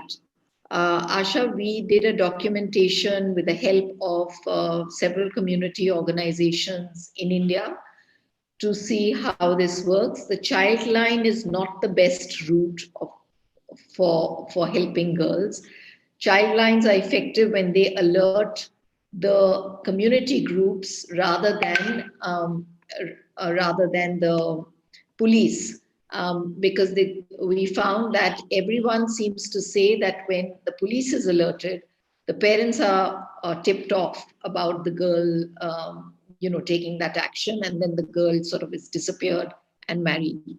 So only when community groups intervene, it's very risky. There's risk of backlash, but they managed to garner support of the district administration and the child protection system to mediate with the communities and the family, because there are huge fines if a family was to cancel a wedding.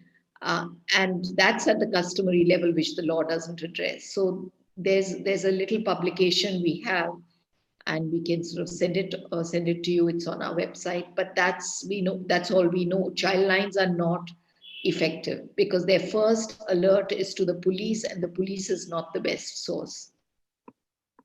I think it ties up with what Swagata said. Can we move from policies to the community level and create more safe spaces and more interventions there? Any other question? There is one more question in the Q&A box. And more. Yeah. 2 more actually. Is that Firdausi's question? No, there is Sharia Shoaib and Nadima Khan in the question and answer box. Right. So, Sharia's question is, child trafficking is both a means and an end to child marriage, where forced marriages have been sexually exploitative characteristics and other types of exploitation, such as pushing them into prostitution rings. The porous borders in South Asia plays a major role, leading to prevalence across borders and trafficking. What steps should be taken collectively? So, who might want to answer that?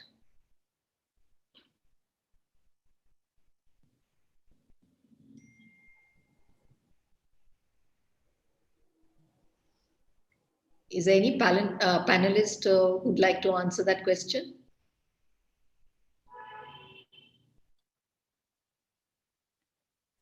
I'm not sure that I'm the right person, but I'll jump in here. I think that we need to be very, very careful about what we actually mean when we talk about trafficking. Trafficking is about fraud and duplicity. It's not about force. It's not about exploitation. And studies of trafficking are notoriously difficult to do, which means that most of what we have to say about it is highly speculative. In India, I have seen a great deal of conflation of trafficking with either sex work, as though every woman who is engaging in sex work had been trafficked. And more recently, we are even seeing a conflation of trafficking with migration. You mentioned borders more than once, even internally, let alone state borders. We're talking internal borders. Women who migrate, and let us be clear that the regions in India which have the worst cases, the highest rates of underage marriage are our poorest, most backward regions, which are also high out-migration regions in terms of labor, whether it be rural or rural urban. And many of these women who accompany husbands or who move alone are in danger of being thought of as being trafficked. And there are huge agendas out today, international agendas, that are looking for trafficked victims. And many of them are basically poor migrant workers working under no doubt exploitative conditions and so on, but are not for that reason necessarily being trafficked. So very carefully, we need distinctions between underage marriage, forced marriage, exploitative conditions of work, which need to be addressed in and of themselves, and trafficking per se. Right, thanks. There's another question here, Nadima Khan. What can we as conscious citizens do to stop child marriage? If I make a complaint to the police, are they going to take steps to stop the marriage? So does anyone want to answer that? I just think that we've already sort of commented on the role of the police. And also, I think the purpose of the discussion has been to talk about creating a more enabling and an empowering space for girls rather than resorting to prevention and prosecution as the primary means.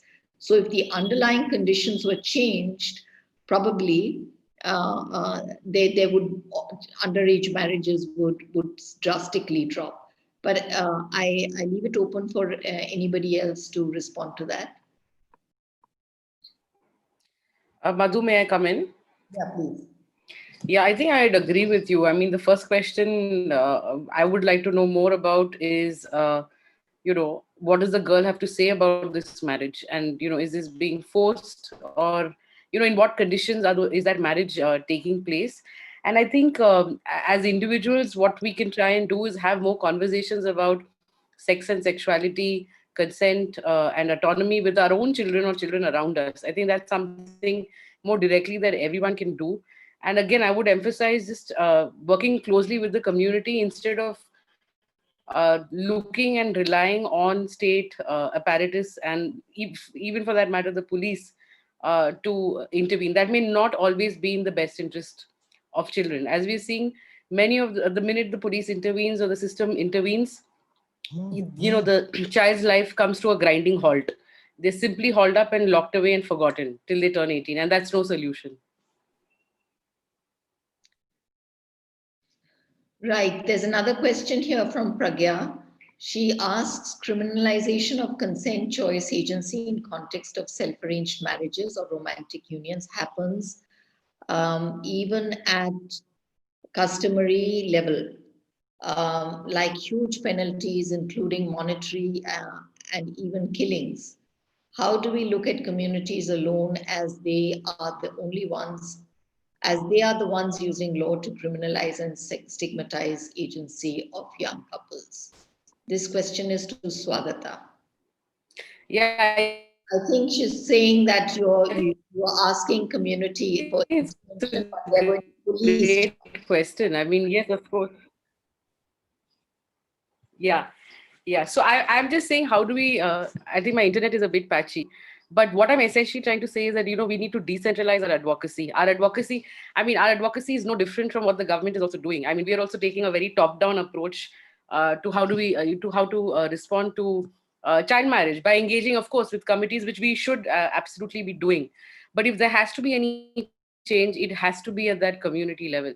And it has to come from a point of not looking at the community as the enemy. And of course, I do accept that we have caste-ridden societies, we have societies that are fairly communal, and all of this plays out in the context of child marriage as well. But having said that, there are good examples too of organizations working closely with communities, and that's where the change has taken place. So there are organizations that sit in restorative circles with community leaders, try and bring in the local panchayat into all of these issues, and have conversations about consent, about education, about opportunities that young girls need to have within the community. So I do see, I do see the point of saying that is the community the only answer, but I think we have to begin somewhere and try and align with the community so that our understanding of rights is not just limited to this group, and it really transcends. So Luba Raj from Warwick, Nepal asks a question. Even amongst rights advocates, there is always a debate between rights of choice or consent and the capability of the right of choice of the teenage or the child. In this situation, what could be a good strategy to address this debate? There's always a debate regarding age in this case. What narratives have we gathered? I think Luba's question is really important because we get trapped within CSOs, within the civil society space, with some of us arguing consent and some of us saying, but this is a child and this is bad for them. So has anyone sort of found a good way of sort of being able to cut through this debate or this binary? Can I come in, Madhu, on this one? Yeah, I would, for this particular situation, I would cite the South African example, the teddy bear case, which is fairly significant and relevant to the subject because, in essence, the Constitutional Court of South Africa struck down certain provisions. They said that provisions criminalizing adolescent sex, which is consensual in nature, is against the South African Constitution. And Swagata, I you're do breaking up. remember how they framed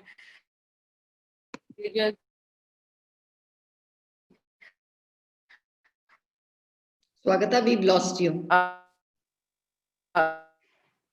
You might want to turn off your video. That helps.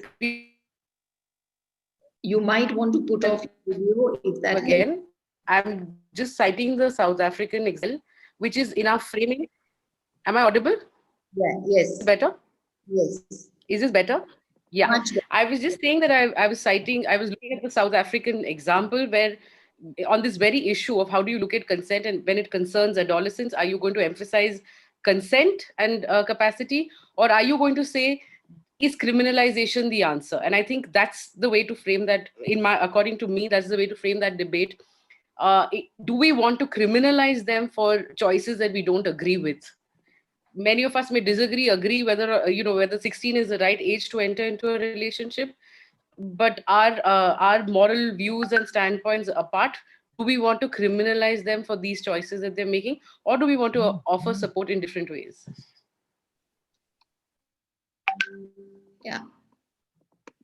So I do want to inform everyone that in the chat box we have the report prepared, which for the CEDAW CRC dialogue held by FIRE Consortium. It has country presentations on the laws as well as related issues on each of the countries. Do look at it.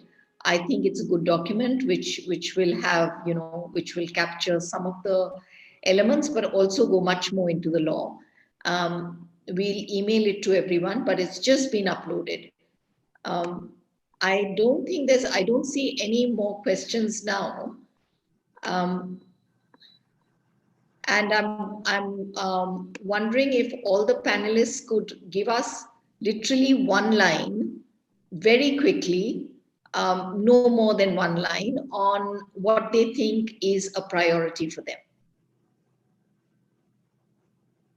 I won't invite, just please go by the same order, beginning with Swagata, then Shahariar, and then Sajeda onwards.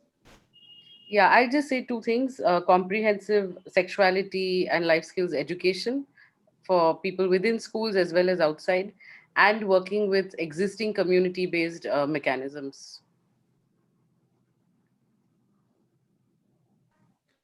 I think the main priority for us is to go to the schools, middle schools, and make sensitization and awareness among the young children about it. I agree with Shahariar. Schools are our best entry point, and also I think efforts to create a buzz in the community that is about a notion of agency that makes sense and focuses on the right to consent, bodily integrity, the right to framing agency in a slightly more consent language. Sheena? Yeah, I would agree that with with schools, but I think my overarching statement would be that we've got to put girls at the center of it, and that involves consulting girls, working with girls actively, and making them the center of the programs, not passive bystanders. Thiagi and Melissa? I agree. I think for me, for Sri Lanka, it is really about ensuring equal protection of the law for girls from all communities, and also ensuring comprehensive reproductive health education in schools for both boys and girls. Melissa's not there, Madhu. All right. So should we then move to the last panel, Mary, Harini? Yeah, I would say that we can't be putting too much emphasis. I mean, schools is an obvious one, but I think they're tending to take up too much of our space as the solution for everything. I would say that in India, at least, we need to understand better compulsory marriage and the crisis of employment if we want to tackle child marriage. Harini? Harini had to leave to attend another meeting, Madhu. Right. Okay, with that, this has been very intense 2 hours of very interesting convergences. And as Audrey's sort of little note to us says, this is a continuing conversation between us and with the UN mechanisms where the standards are set and sort of has to be, that standard setting, the dialogue has to continue to make it more inclusive. Thank you everyone for joining with us. And for the last words and closing, I call on Sarah, who's been a co-traveler in FIRE, to close this, this wonderful discussion. Sarah. Thanks so much, Madhu. I haven't introduced you, Sarah, but let me do that. Since You don't need, people may be a bit Sarah exhausted. is a lawyer in Bangladesh, in the Supreme Court of Bangladesh, and she is the honorary director of BLAST.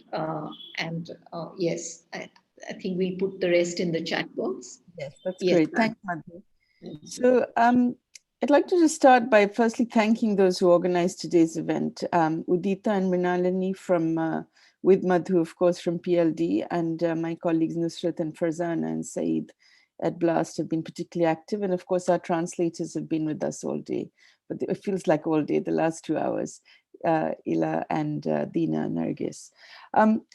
As Madhu said, we've been fellow travelers in the FIRE consortium, Feminist Inquiries on Rights and Equality, but we've been working together for, I can't think how many years, probably 30 or so. And our conversations over these years have been precisely on these questions that we're all concerned with today.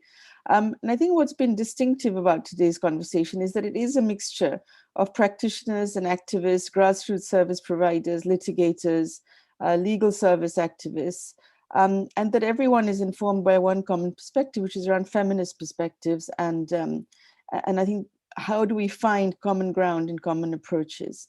The three issues I think we've talked about a lot today around power and empowerment of girls, and about how do we move from, how do you have a substantive understanding of protection, which is not a kind of charitable welfarist approach, but one about the rights of girls. And whatever word you use, whether it's agency or consent, but about putting girls at the center, as people have said. And how to deal with protection issues, as I said, in the substantive way, and move away from the focus on law being only about prosecution. Another key thread I think that's run through everybody's discussions today is how does one move from the abstraction of what should happen in an ideal world to what is the reality of how the law actually is operating? And how do we enable options, but practical realization of those options? In terms of, I think, what I heard from all of the speakers, of course, we've all spoken in the context of these high rates of child marriage across our region. We've all talked about the pervasive gender discrimination and widespread social and economic inequality. And as Madhu said at the outset, we've been particularly focused on looking at these laws that are about establishing minimum ages, in many, if not all of the cases, about voiding child marriages, and doing this without a kind of comprehensive review of how the laws on child marriage, the specific laws, intersect with other existing laws, whether they're family laws or other criminal laws and other forms of violence, for example, rape, and how these intersections are then impacting.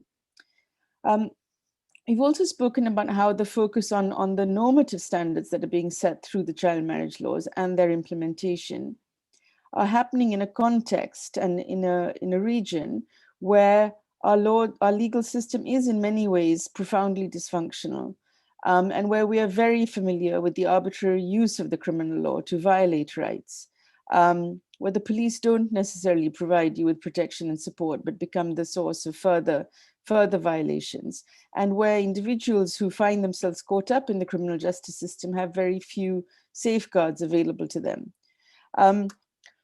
We've also talked, I think, about, particularly, of course, about how some of the dominant approaches and strategies to responding to these new laws has not been about empowerment, but actually about furthering disempowerment and how we respond to that. I'm just going to quickly run through what I think we heard from the main speakers. Shahariar, I think, clarified for us again, very much with evidence from the ground about how the laws are not achieving the ends that they've been set for in the Bangladesh context, and about these three models that we're seeing coming out of where there's clear coercion and force being used, where there are cases, on the one hand, where there are cases where girls are making particular choices, and then not necessarily choices to marry, but choices to have relationships, where they're being coerced because of social conditions to then getting involved in marriages, which then will perhaps fall apart or perhaps just trap them. And in a third situation where there are marriages, but where because of lack of protection, because of lack of recognition and lack of registrations, they're then deprived of further legal protections that are actually required for them. And Shahariar talked about this in the context of functioning of the legal provisions that have been made. Sajeda, in contrast, talked about what happens when the laws are enforced as intended and how that too is ending up in effectively harming girls, precisely because of that focus around prosecution rather than around prevention and legal and actual protections. Sheena talked in a very different context, I think, but again about similar concerns from Pakistan, but highlighted how the religious person laws and the specific interpretations that are being pushed of those by fundamentalist groups and using kind of very particular discourse, invoking religion and also utilizing instrumentally bodies that bear a kind of disproportionate influence in society are impacting on how these laws are interpreted. And she also highlighted very clearly how the loopholes in the law are being used against girls. And Melissa, I think, brought this conversation around the regional aspects, like Sajeda, to highlight for us the international framework and the importance of highlighting how international human rights law needs to more clearly address the evolving capacities of adolescents, and how some of the work around the child marriage laws is not doing that. It has been in that place, but it's been rolled back. She talked about the backlashes.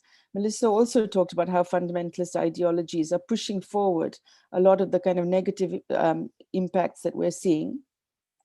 And importantly, she connected with the later panels in terms of talking about reframing the debate around education, around labor, and critically around investment in resources.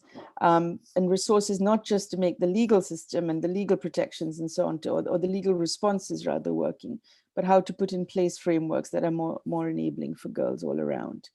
Thiagi, I think, also highlighted in a different context in Sri Lanka, very different from the other countries again, but the importance of focusing on sexuality education, and again, the gaps in terms of having no specific policies around adolescents and highlighting their particular concerns. Mary John and Harini both again re-emphasize the need to focus on poverty, on the issues of nutrition, on education. And both of them, I think, made clear what, of course, the others were also doing, which was about the need to look at the context and the particularities and to build on the evidence that we have. So I think that I think my last comments would be that the purpose of our FIRE initiative has been, as I said, to move away from just sort of dogmatic positions around what should be the case, what is a child, is it always a child, as a person under 18, and a position that is just based on, as I said, dogmatic prohibitions, and looking at what is actually happening on the ground with the child marriage laws that have come into place and with the rest of the laws that we have that frame the rights that we enjoy as women and girls in our countries, and how those laws intersect with the very real socioeconomic conditions that we live in, and not to look at the laws as an abstract, and not to look at the operation of law only in terms of what happens after an incident, but how it actually frames what the possibilities are for girls, are for individuals, but particularly for girls. So I think based on that, based on this focus around gathering evidence and looking at practical responses, of course, the issue of education has come out from everybody as the top point of re-engagement and refocusing. Mary John has given us a caveat and a caution on that everything shouldn't be put in the education basket. But I think in many of our contexts, not enough has been put on the education basket as well. And maybe that's something to look at in terms of each of the countries, is which is the area for engagement that is most needed. And in terms of what we hope to do with this from the FIRE initiative, our specific initiative, of course, ends. Our formal engagement as a consortium is ending this year, but I think we will be continuing to work together. We would and to build on what we've achieved over this past year, in terms of, I think, continuing this discussion, but looking at each of the points that you have put forward about where are the forums where we take this discussion further. Now, in terms of, we set out to look at the international human rights advocacy on this. as Madhu mentioned at the outset, working with them, trying to inform CEDAW and CRC committees in particular. We hope to continue this discussion with the CSW next year, of course, all online again, and to go back to CEDAW and CRC with the findings we have so far. But we also think it's very important that we continue these discussions at a national level with the forums which exist, and also some of the forums that have been emerging as a consequence of these discussions. And of course, to continue this conversation and trying to gather this evidence and this common understanding and build this common understanding across our 5 countries, and linking with those of us who are working in other regions and internationally as well. So I think this is an invitation to continue the discussion, and I think to keep on raising the kind of questions that we've had today and in our previous engagements. And to end with asking you to all please stay connected with this process. You have in the chat box, I think you have PLD's contacts, and you've seen the report of the last discussion which many of you participated in with the CEDAW committee.